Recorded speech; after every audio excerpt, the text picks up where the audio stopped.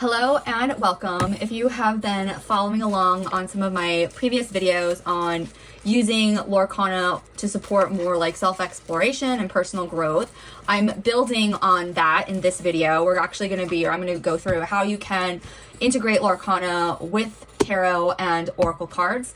I am keeping this as streamlined as I possibly can, which means that I'm going to use the definitions of what the ink colors mean and represent based on the actual definitions on the Lorcana website. So I'm not going to use the ones that I came up with. I just want to make these, you can just go to the website and I kind of just went there and I wrote down some words that kind of like stood out to me, but I didn't think too much about it. I didn't get super metaphorical. I just, Amber had the words purposeful, patient, dedicated, persistent, community-oriented. So I just kind of wrote that down and left it at that. You can, of course, make that as like deep or layered as you want to, right? So I'm really trying to keep this at like a level 1 intensity. So first off, it's just using the specific meanings of the inks from the website. Done.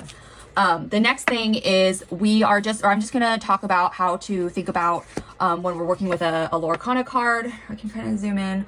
This happens to be a character. Just thinking about the color on the card, the ink cost, the strength, the willpower, and the lore. I'm not going to go into anything right now in this video at this point on the different types of archetypes or characters or anything like that. And I'm also not going to talk about ways to think about the actions or any of the copy or the content on the card, whether it's a character or in this case, it's an action. Again, I really want to kind of make these videos a little bit more progressive and building on each other. So that's how I'm going to be using Lorcana, the cards, just like mechanically, I guess. And I'm just going to be pulling 3 cards. So 1 oracle, 1 Lorcana, and 1 tarot. And I also want to like pause for a moment and introduce myself if you're new. Hi, I'm Tova. I'm a registered associate marriage and family therapist in California. I work with adults and couples. I am also a provisional registered drama therapist. I absolutely love using like story and I think games and tarot cards and all that fun stuff can be really rich tools to facilitate self-exploration and personal growth. And I hope that I'm communicating that and sharing that passion with you through my videos.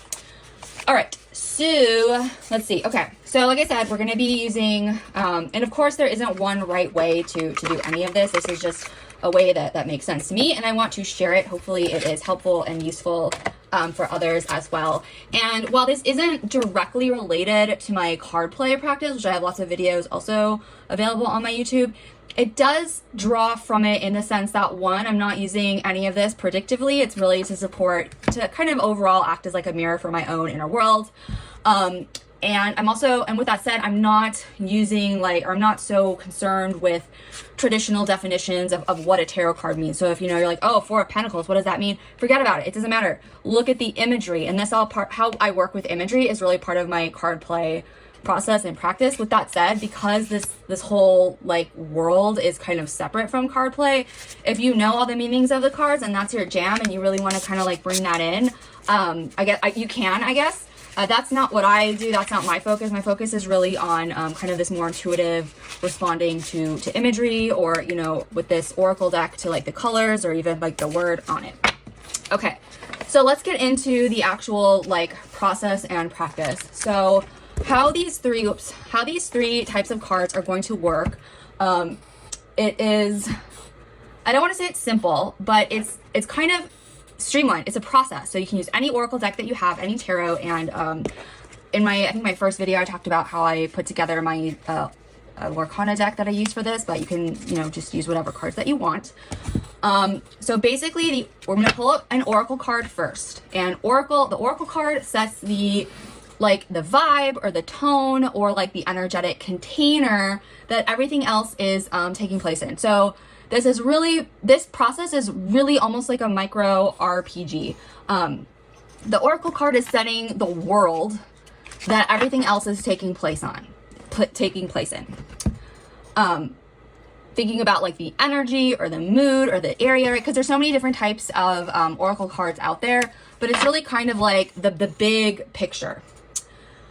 The Lorcana card is going to define the engagement in this world.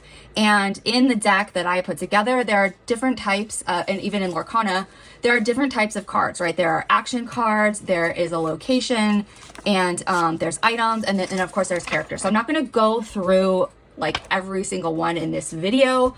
I'm just going to go through whatever the one happens to be that I've drawn. So first is Oracle, then is Lorcana. And Lorcana, again, is about the engagement. And then the tarot card is this concrete image. So it is representing how the Lorcana element like notices, acts on, reflects within the world. If Oracle is the world that we're in, Lorcana represents some aspect of like the character in a way. Then the tarot card is the first encounter or scene. And the numerical information on the Lorcana card is giving information around abilities, energy, patience, and insight. And we're all bringing it back to ourselves, okay? All right, so the first step is to pull an oracle card. And remember, this is kind of about setting the tone or the vibe or the theme or like the emotional container that we're gonna be kind of diving into. And you can certainly do a lot of world building, more world building around this. You could probably choose other types of cards or other types of objects, charms, all that fun stuff. Again, I'm keeping this intentionally super streamlined and super simple just to get the concept and the basic functionality out. So I pulled Reflection. Oh, okay, super interesting. So Reflection is kind of like this overarching theme that we are now going to be exploring. It looks like almost like, you know, like two mirrors, mirror reflection. So maybe it's kind of like, you know, a mirror world, a world that is like our own, but slightly different in some way. So you can see there's a lot that can be creatively explored, like with that idea of reflection and mirror and parallel things that are maybe not always what they seem. So there's a lot there. Okay, so let's, so you can, I just want to say that you can also pause here if you wanted to and kind of play around with that and think about what that means to you, right? Free associate, right? Reflection in the center of a page and kind of jot down your thoughts around it, or even, you know, here's a mirror, thinking about mirrors and what that brings up for you. And that's really kind of starting to build out this like overarching world. So next I'm going to pull my Lorcana card, and this is kind of defining a little bit about something about the character in this world. So shuffle it kind of as best I can. Okay, so it's an item. It's a dingle hopper, which is from The Little Mermaid. So that's going to kind of streamline quite a lot because I don't have any like willpower or lore, and so it's a 1. So okay, but I can look at the ink cost, and it's a 1.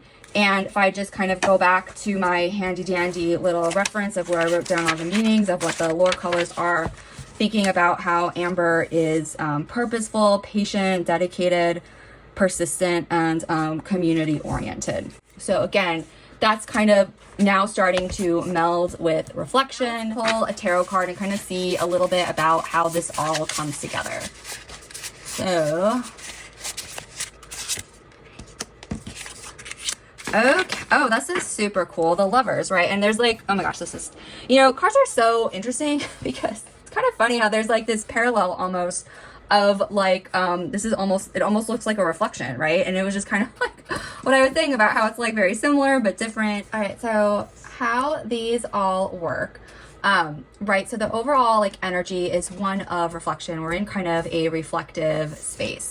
The context of the lover, pulling the Lovers, right? I'm thinking community oriented as like other oriented. So thinking about indicating around things pertaining to interpersonal relationships, and that idea of being patient and purposeful and intentional is kind of really getting, particularly because it's thinking about being reflection and being patient with observing and noticing details. I'm gonna like zoom in a little bit here. And now with like the dingle hopper, there's only an ink cost of 1, so it's pretty low energy. And so now I'm thinking about how this tool can be used in this scene? Like, how would it function in this scene? And there's a figure here, and it's like, again, super interesting that these almost like parallel and match each other with that idea of reflection. So I'm really definitely picking up on that energy here, and that idea of observing and being like patient. And so for me, so this part is completely intuitive. So there's no like, this is all just kind of playing around and seeing how you might put things together. So if I was going to place, you know, based on the context of this practice, if I was going to locate myself in this image, I'd probably be this figure right here, right? I'm in this reflective state. I'm noticing things as an outside observer. And because of this dingle hopper, if I was going to use this somehow in this image, this tool is facilitating that, that observation. So again, because it's a pretty low cost, it's not so much about doing anything big, but more just, again, some little energetic tool or process to begin to kind of notice and bring more awareness and intention to those types of relationships, to thinking about ourselves in relationship to other people in our lives. And again, because it's amber colored, for me, I'm just thinking about that more in the sense of interpersonal, right? And so that's kind of where the colors really come in. It's like, yeah, there's a lot of validity to thinking about how we relate to ourselves and our inner parts of ourselves and that idea of duality, but also kind of thinking about seeing ourselves reflected in other people. And in this fictional world, this character has access to tools that help to kind of like illuminate that or spotlight that, or support that process in some way, right? Because this is a fictional world. And so then it's kind of like sitting with it, exploring with it. Again, you could certainly use other cards to kind of flesh things out. And then kind of trying to distill from that or take away, like where are you reflected? How is this useful to you? And I just want to say, while this is more like relationship oriented, it could be thinking about our own patterns in relationships and patterns that we tend to have, habitual ways of reacting, and thinking about, in this fictional universe, what if you had a tool that could easily like spotlight those things? How could you use it in this world? What would that look like? And that can open up an entirely new exploration and place to go, right? Because now it's not just thinking about, oh, my patterns in my relationships or things like that, but it's more about, well, what if I actually was able to have this kind of a tool that would, you know, just very minimally like shine a spotlight, or like, you know, it's a fork, so maybe it would just like energetically like ping, or I don't know, do something that would like alert you to the fact that you're kind of like repeating patterns in some way, or just kind of, yeah, get your attention. And so playing around with that idea within the context of this fictional world. So I hope that was helpful. If you like this video, please go ahead and like it, and also subscribe to my channel for more content on using all the fun tools for self-growth and exploration.